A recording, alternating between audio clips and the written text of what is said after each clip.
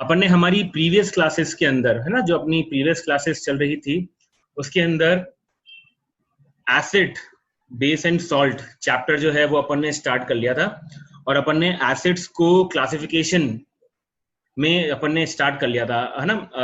यहीं तक ही हुआ था प्रारब्ध, लास्ट जो हुआ था अपना जूम सेशन में। नहीं, वीडियो लेक्चर्स में लास्ट अपन ने on the basis of concentration तक लास्ट हमने कर लिया है ना। ठीक है, तो कल वाला लेक्चर जो होगा उसमें आप 2 क्लासिफिकेशन और सीख जाओगे।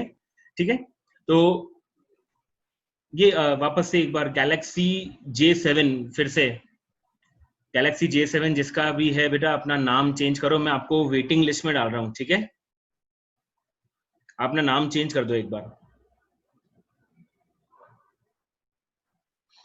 सर मैंने ट्राई किया अभी सीधा ऐप से लॉगिन करके भी, बट वो अभी ऑप्शन नहीं शो कर रहा है। ठीक है ठीक है, तो आप नेक्स्ट टाइम पे अपना नाम जरूर से चेंज कर देना। ठीक है, यस सर। ओके, तो चलो अपन स्टार्ट करते हैं अपना सेशन। तो अपन ने acid, base and salt chapter start किया था। तो अपन ने देखा था कि एसिड्स जो होते हैं वो क्या होते हैं। एसिड्स अपन ने कहा था कि ऐसे सब्सटेंस, आर्हेनियस के डेफिनेशन के अकॉर्डिंग, ऐसे सब्सटेंस जो अपने एक्वस सॉल्यूशन के अंदर, ध्यान रखना, जो अपने एक्वस सॉल्यूशन के अंदर H+ आयन में डिसोसिएट होते हैं। ठीक है, जो अपने एक्वस सॉल्यूशन में H+ आयन बनाते हैं उसको आर्हेनियस ने कहा था कि वो कहलाते हैं एसिड्स। Is that okay? फिर अपन ने उसके बाद ये कहा था कि जो H+ आयन होता है, H+ आयन जो होता है वो AQ लिखा हुआ होता है। तो अगर अपन उसको प्रॉपर्ली डिस्क्राइब करें तो H+ आयन वाटर से रिएक्ट करके अंश कौन सा आयन बनाता है? क्या नाम बताया था उसका मैंने? हाइड्रोनियम। वेरी गुड, उसको अपन नाम बताया था हाइड्रोनियम आयन, H3O+ कहते हैं उसको अपन। ठीक है, H3O+, ये वाला आयन था, उसको अपन कहते हैं हाइड्रोनियम आयन। तो आर्हेनियस की डेफिनेशन के अकॉर्डिंग वो सब्सटेंस जो अपने एक्वस सॉल्यूशन में H+ आयन को डिसोसिएट करते हैं। ठीक है, भले वो कंप्लीट डिसोसिएशन हो या फिर वो पार्शियल डिसोसिएशन हो। तो आप याद करो, मैंने आपको वीडियो लेक्चर में बताया था कि पार्शियल में जो साइन आता है वो रिवर्सिबल का साइन आता है ना। एक तरफ एरो आगे होता है, एक तरफ एरो ऐसे पीछे होता है, इस तरीके से। ठीक है, तो अगर कंप्लीट डिसोसिएशन है तो सिंगल एरो आएगा, और अगर पार्शियल या फिर इनकम्प्लीट डिसोसिएशन है तो रिवर्सिबल का साइन आएगा उसके अंदर। ठीक है, लेकिन स्टिल चाहे रिवर्सिबल हो या फिर कंप्लीट हो, तो अगर H+ आयन आ रहा है एक्वस सॉल्यूशन में तो अपन कहेंगे कि वो कहलाएगा acids. Is that okay?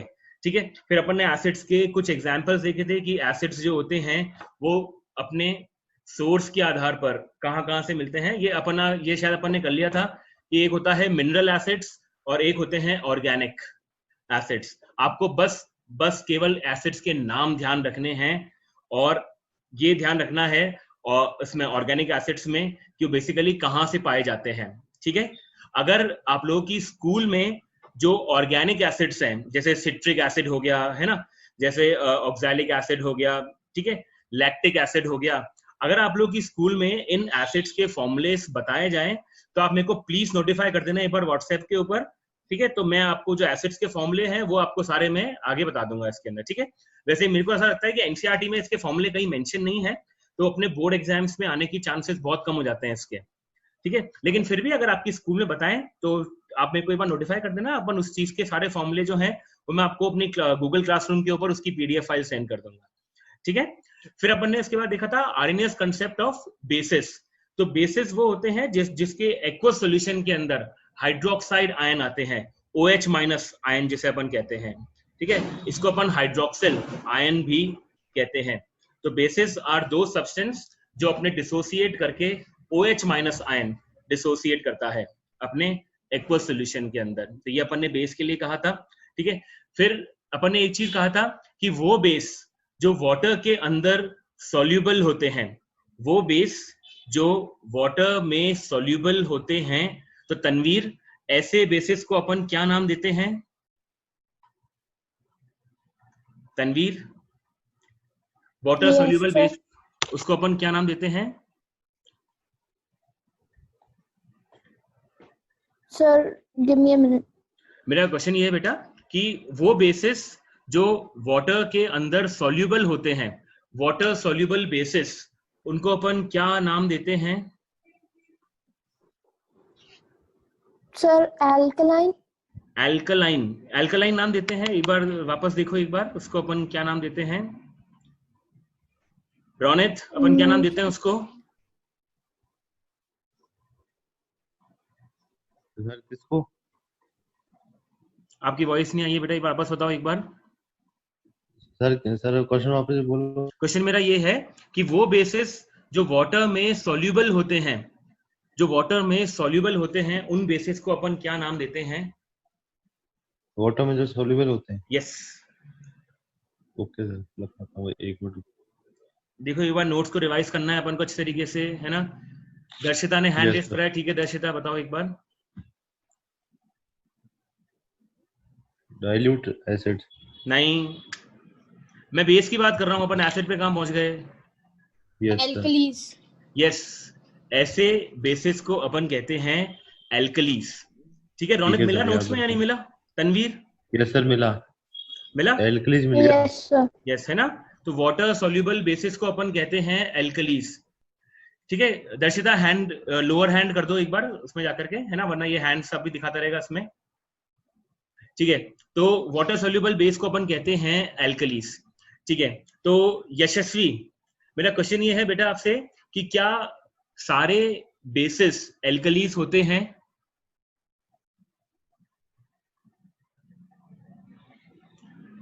Does all the bases have No, sir. alkalis? No, है ना? सारे बेसिस जो होते हैं वो एल्कलीज नहीं होते हैं। ठीक है गुरजोत, क्या सारे एल्कलीज बेसिस होते हैं? Yes, sir. यस, है ना?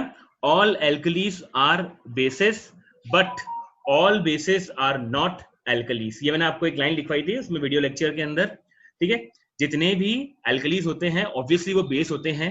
ठीक है, और लेकिन जितने भी बेस होते हैं वो सारे एल्कलीज नहीं होते हैं, यानी सारे के सारे बेस वाटर में सॉल्यूबल नहीं होते हैं। Is that okay? ठीक है, तो ये अपना यहाँ तक का पॉइंट फिनिश हुआ। अब अपन ने एसिड बेस एंड सॉल्ट जहां से स्टार्ट किया था और आरएनएस कंसेप्ट तक अपन ने फिनिश किया था, यहां तक किसी को कुछ क्वेरी है, कुछ पूछना है, तो आप अपने doubts one by one, turn by turn आराम से पुट अप करना स्टार्ट करो। अब सर देव किशन, पहले एक बार वीडियो ऑन करो बेटा आपका। टर्न बाय टर्न, सबसे पहले प्रारब्ध। यस सर, केमिकल रिएक्शन और इक्वेशन में डाउट्स है। हाँ, केमिकल रिएक्शन और इक्वेशन में है। ठीक है, तो अपन उसको लेते हैं 2 मिनट के अंदर। ठीक है, एक बार अपन यहां तक का टॉपिक देख लें, अगर किसी को एसिड बेस में अगर है तो। यहाँ तक किसी को कुछ भी क्वेरी नहीं है, सबको क्लियर है अच्छे तरीके से? ऐसे थम्स अप कर देना एक बार अपने चैट में, उसमें मोर ऑप्शन में आपको मिल जाएगा थम्स अप का option. Sir, why water was not added in the acids? बेटा एक बार नाम बताओ आपका, कौन बोल रहा है? Darshita. दर्शिता। हाँ दर्शिता बताओ बेटा। So why water was not added in the acids? Water was not acid. ठीक है, देखो इसके अंदर बेटा क्या होता है, जैसे सपोज जैसे अगर अपन कंसंट्रेटेड एसिड को बनाते हैं डाइल्यूटेड एसिड के अंदर, ठीक है, तो ये पूरा प्रोसेस जो होता है ये एक्सोथर्मिक प्रोसेस होता है। और एक्सोथर्मिक प्रोसेस में पूरे चांस होते हैं कि जो अंदर का कंटेंट है वो एकदम से स्प्लैश करके बाहर आ सकता है। यहां तक ठीक है कहानी? ठीक है, अब चूंकि डाइल्यूशन एक एक्सोथर्मिक प्रोसेस है, तो अगर आपने वाटर को एसिड में डाल दिया, दर्शिता, अगर अपन ने वाटर को एसिड में डाल दिया तो ऐसा हो सकता है कि जो एसिड है टेस्ट ट्यूब में प्रेजेंट वो एकदम से स्प्लैश करके बाहर आ सकता है। ठीक है, और अगर एसिड एकदम से स्प्लैश करके बाहर आ गया तो वो हमारी स्किन को डैमेज कर सकता है। अब अगर सोचो कि सपोज उसमें वाटर फिल्ड है टेस्ट ट्यूब में, और अगर अपन एसिड को वाटर में डालें तो एकदम से स्प्लैश करके अगर वाटर बाहर आएगा तो वाटर हमें इतना नुकसान नहीं पहुंचा पाएगा जितना हमें एसिड पहुंचा पाएगा। इसीलिए अपन हमेशा एसिड टू वाटर ही प्रेफर करते हैं। Is that okay? पक्का? Yes sir. Yes sir. ठीक है, तो यहां तक किसी को कुछ भी क्वेरी नहीं है? यहां तक मैं मान के चल रहा हूं किसी को कोई क्वेरी नहीं है। ठीक है, तो यहां तक अपना पॉइंट फिनिश हुआ। फिर अपन ने एसिड्स को क्लासिफाई किया था दो कैटेगरीज के अंदर, एक था अपने पास ऑर्गेनिक और मिनरल एसिड्स, और एक था हमारे पास ये वाला कौन सा, कंसंट्रेटेड या फिर डाइल्यूटेड एसिड। कंसंट्रेटेड के अंदर एसिड ज्यादा होता है, वाटर कम होता है। डाइल्यूशन में उल्टा, वाटर ज्यादा होता है और एसिड कम होता है। और मैंने अभी जस्ट एक्सप्लेन करा है कि अपन एसिड टू वाटर करते हैं या वाटर टू एसिड करते हैं, तो अपन हमेशा एसिड टू वाटर ही प्रेफर करते हैं। तो आप लोगों ने लास्ट वाला जो लेक्चर है वो शायद यहीं तक ही फिनिश करा है अपन ने, है ना।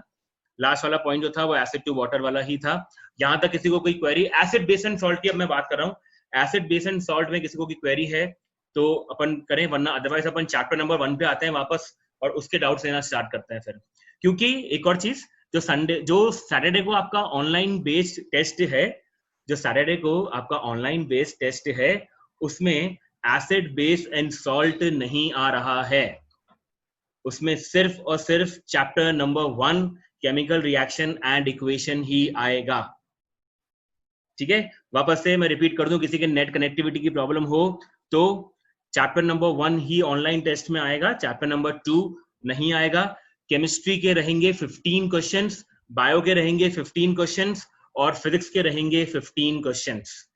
ये साइंस का बता दिया मैंने आपको पूरा। सॉरी, एमसीक्यूज होंगे, एमसीक्यूज रहेंगे बिल्कुल। अभी एमसीक्यूज पैटर्न के ऊपर रहेगा आपका टेस्ट। ठीक है, इसमें नेगेटिव मार्किंग अभी नहीं रख रहे हैं हम लोग, नेगेटिव मार्किंग नहीं है। ठीक है, तो आप लोग अटेम्प्ट कर सकते हो सारे क्वेश्चन को। ठीक है, पर यार देखो, तुक्का लगाने का फायदा नहीं मिलना, आप अच्छी तरीके से ट्राई करना क्वेश्चंस को। केमिस्ट्री का लेवल थोड़ा सा अप है टेस्ट का, मैं दोबारा कह रहा हूँ, पेपर में ऑलरेडी बना चुका हूँ इसलिए कह रहा हूँ मैं, थोड़ा सा लेवल अप है। ठीक है, लेकिन ऐसी कोई चीज नहीं है जो आप लोगों ने नहीं पढ़ी है, आप लोगों ने सब चीज पढ़ रखी है, बस थोड़ा सा एक्स्ट्रा दिमाग अपन को ज्यादा यूज करना पड़ेगा। और जो मेरे को लगता है कि आप लोगों के पास पूरा अभी 5 दिन का टाइम है, तो आप एसिड बेस एंड सॉल्ट वाले चैप्टर पे थोड़ा कम फोकस करके चैप्टर नंबर 1 पे थोड़ा सा ज्यादा फोकस अपना रखना जरूर से। ठीक है, गुरजोत कुछ कह रहे हो आप? सर कितने मार्क्स का है यार? अभी ये मार्क्स का ऐसा है कि एक एक क्वेश्चन 3 मार्क्स का रहेगा। ठीक है, अब चूंकि आप लोगों के एसएसटी भी आ रही है और मैथमेटिक्स भी आ रहा है ना, तो एसएसटी और मैथमेटिक्स के कितने क्वेश्चन रहेंगे इसका मुझे एग्जैक्टली आइडिया नहीं है, लेकिन मुझे इतना जरूर पता है कि साइंस में रहने वाले हैं 45 क्वेश्चंस अपने। ठीक है, अगर कुछ पैटर्न मान लो चेंज होता भी है तो आपको ग्रुप में नोटिफाई कर दूंगा मैं इसके अंदर। ठीक है, chapter number 1 chemical reaction and equation के अपने अपने डाउट्स जो हैं टर्न बाय टर्न आप लोग पुट अप करना स्टार्ट करें। सबसे पहले प्रारब्ध ने कहा था मेरे को, तो प्रारब्ध सर क्वेश्चन है बैलेंस इक्वेशन, बैलेंस करनी है equation, carbon monoxide reacts with hydrogen gas at 340 atm to form methyl alcohol. To form methane, methyl alcohol होगा या मीथेन अल्कोहल है? अल्कोहल, मीथेन अल्कोहल है। वापस बताना एक बार। मिथाइल अल्कोहल है ना। तो just a moment,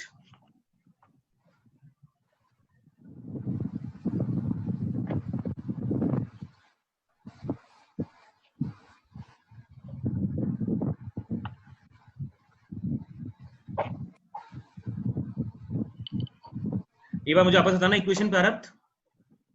carbon monoxide reacts with hydrogen gas, carbon monoxide reacts with hydrogen gas से। बेटा ये जो बाकी दूसरे स्टूडेंट है ना, वो उसको अभी मत यूज करो। ठीक है, फिर मैं नेक्स्ट टाइम फिर स्क्रीन शेयर नहीं कर पाऊंगा यार, इसलिए।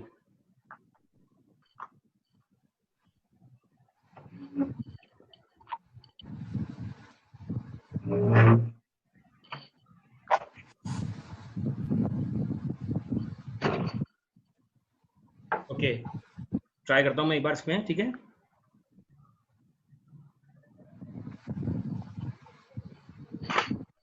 एक्चुअली क्या है, ये नया सॉफ्टवेयर मंगाया है इसलिए तो थोड़ा सा इसमें दिक्कत आ रही है, अभी नई आया इसलिए। ठीक है, अपन एक बार वर्बली भी ट्राई कर सकते हैं इसको। कार्बन मोनोऑक्साइड है ना, carbon monoxide reacts with hydrogen gas at 340 atm। Carbon monoxide reacts with hydrogen gas okay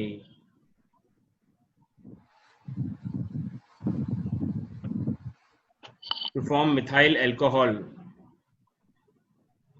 sir at 340 ATM। हाँ ठीक है, वो कंडीशन की इतनी रिक्वायरमेंट नहीं है, अपन को वैसे भी बैलेंस करना है इसको। इक्वेशन देखो ये होती है यार, बैलेंस सर बैलेंस करना है बस। हाँ देखो इक्वेशन ये होती है CO प्लस H2 CH3OH, ये देगा आपको, ठीक है, दिख रहा है अपन को। Yes sir. एक बार आप इक्वेशन लिख लो CO प्लस H2 CH3OH, अब ट्राई करना, आई होप बैलेंस हो जाएगा इससे।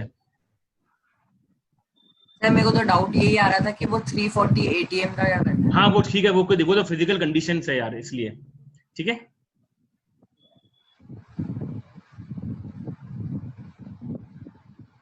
हो गया सर। ओके,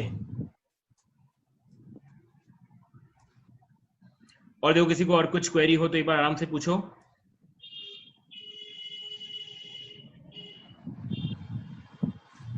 सर क्वेश्चंस आते हैं जिसमें एक्स और वाई कंपाउंड अपन को फाइंड या एलिमेंट अपन को फाइंड करना होता है, उसमें ठीक है। बहुत दिक्कत आती है। एक्स और वाई वाले में ना, हाँ तो देखो उसके लिए अपन को हाँ। क्या करना है ना, उसके लिए अपन को जो केमिकल रिएक्शन और इक्वेशन में जो केमिकल रिएक्शंस है ना, वो सारी अपन को प्रॉपरली लर्न होनी चाहिए और पता होनी चाहिए अपन को यार, तभी अपन जज कर पाएंगे उसमें, और एज सच कोई दूसरा ऑप्शन नहीं है यार उसके अंदर, है ना। Okay. जैसे मानो मैंने बोला कि एक कंपाउंड एक्स है, वो उसमें यूज आता है, व्हाइट वॉशिंग में यूज आता है, तो अपन को पता होना चाहिए कि व्हाइट वॉशिंग वाली रिएक्शन क्या थी, कैल्शियम हाइड्रोक्साइड, ऐसा अपन को कुछ रिएक्शन इस तरह से लर्न करनी पड़ेगी अपन को, ठीक है। देव Okay, किशन sir. अपना डाउट पूछो। अच्छा, आपने रस्टिंग की इक्वेशन बताई थी एक, तो वो समझा था। रस्टिंग वाली ना, देखो उसमें क्या होता है, जैसे आयरन जो होता है ना, आयरन जब रिएक्ट करता है ऑक्सीजन के साथ, और जो वाटर वेपर प्रेजेंट है एयर के अंदर, ठीक है, उसमें बैलेंस करने के लिए था वो तो 2Fe और 3/2 तो सिर्फ बैलेंस करने के लिए था, ठीक है। जब आयरन रिएक्ट करता है ऑक्सीजन के साथ और एयर में प्रेजेंट है अगर वेपर, तो साथ में फॉर्म होगा ये फेरस हाइड्रोक्साइड डॉट XH2O, ठीक है, Fe2O3 डॉट XH2O, ठीक है। Yes sir. तो इस तरह से ये अपनी रेस्टिंग वाली रिएक्शन होती है। तो रस्ट जो होता है ना, वो ये होता है Fe2O3 डॉट XH2O, इस तरह से अपन को ध्यान रखना है, ठीक है। Okay sir. ये अपन को रिएक्शन याद ही रखनी है अल्टीमेटली इसमें।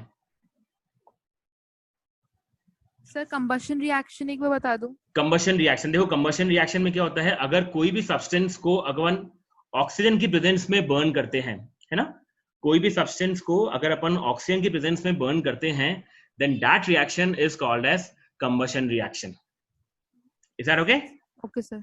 जैसे Yes, sir. कार्बन को जैसे मान लो C plus O2 give rise to CO2, तो ये कंबशन रिएक्शन है, क्योंकि अपन कार्बन को ऑक्सीजन की प्रेजेंस में बर्न कर रहे हैं। जैसे एक एक्टिविटी 1 थी अपने केमिकल रिएक्शन वाले चैप्टर में, जिसमें अपन मैग्नीशियम को ऑक्सीजन की प्रेजेंस में बर्न कर रहे थे, ध्यान है?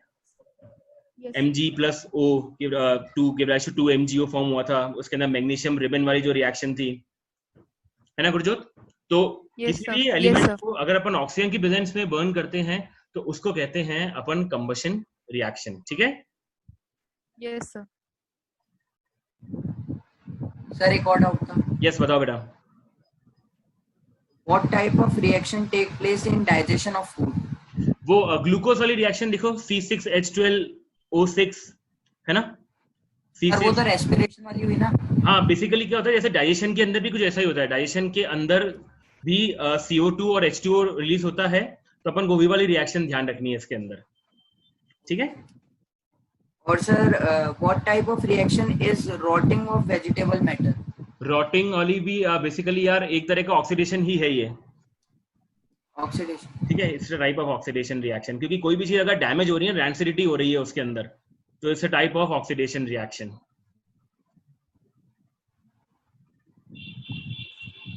सर कैटालिस्ट का क्या रोल होता है केमिकल रिएक्शन में? सॉरी, एक बार आपस से कैटालिस्ट का क्या रोल होता है? कैटलिस्ट का, यस सर। देखो कैटलिस्ट का काम सिर्फ इतना सा है कि कैटलिस्ट जो होता है वो सिर्फ और सिर्फ रेट ऑफ रिएक्शन को या तो इंक्रीज करता है या डिक्रीज करता है। ठीक है, जैसे मान लो कि मैं चाहता हूँ कोई रिएक्शन थोड़ी सी फास्ट हो जाए, तो अपन ऐसा कैटलिस्ट यूज करेंगे जो रिएक्शन की रेट को इंक्रीज करे, या फिर अपन चाहते हैं कि कोई रिएक्शन की जो रेट है वो स्लो हो जाए, तो अपन वहां पे वो कैटलिस्ट यूज करेंगे जो रेट ऑफ रिएक्शन को स्लो करेगा।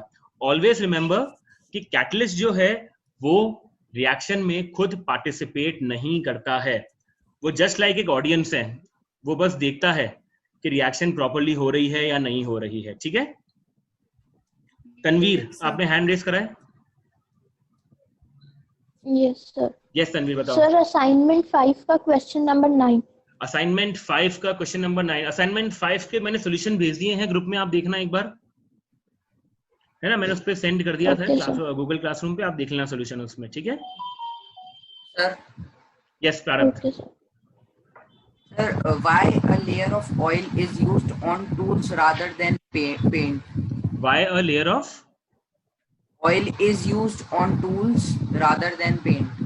यार ऑयल बेसिकली क्या होता है, जैसे सपोज जैसे आपने किसी मेटल के ऊपर ऑयल लगा दिया, ठीक है, तो ऑयल जो है ना वो जैसे कोरोजन की बात करें, कुल मिलाकर बात ये है कि ऑयल जो है वो ज्यादा इफेक्टिव होता है किसी भी मेटल को कोरोजन से प्रिवेंट करने के लिए एज कंपेयर टू पेंट, क्योंकि पेंट के पूरे चांस होते हैं कि पेंट जो है वो धीरे धीरे डिटोरिएट होने लग जाएगा, और अगर पेंट हट गया तो मेटल की सरफेस डायरेक्ट कांटेक्ट में आ जाएगी एयर के।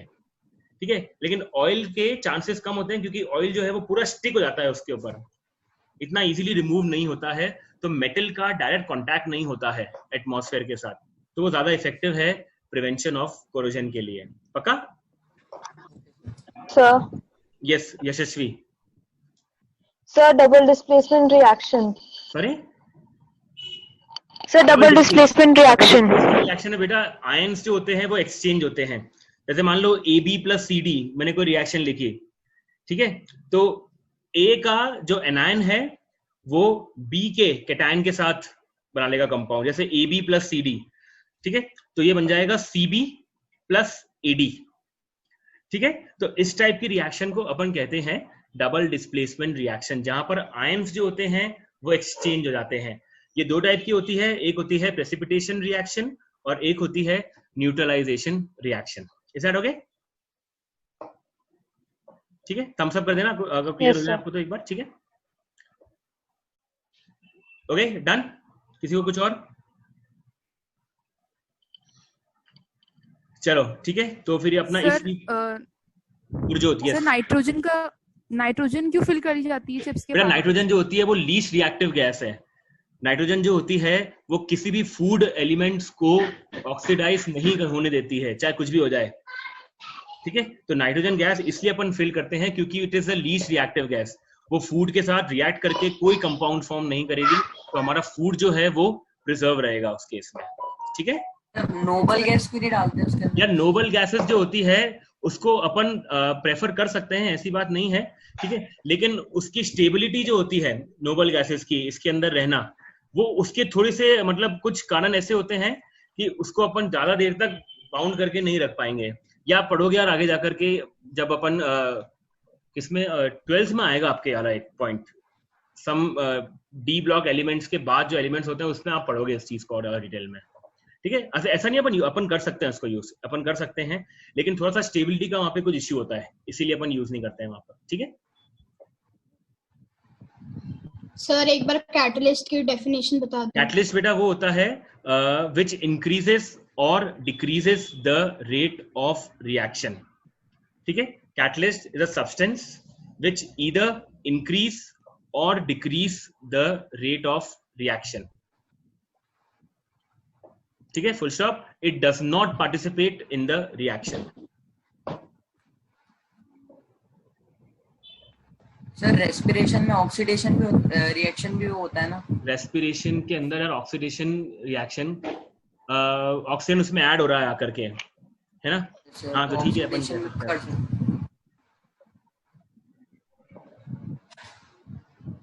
ओके।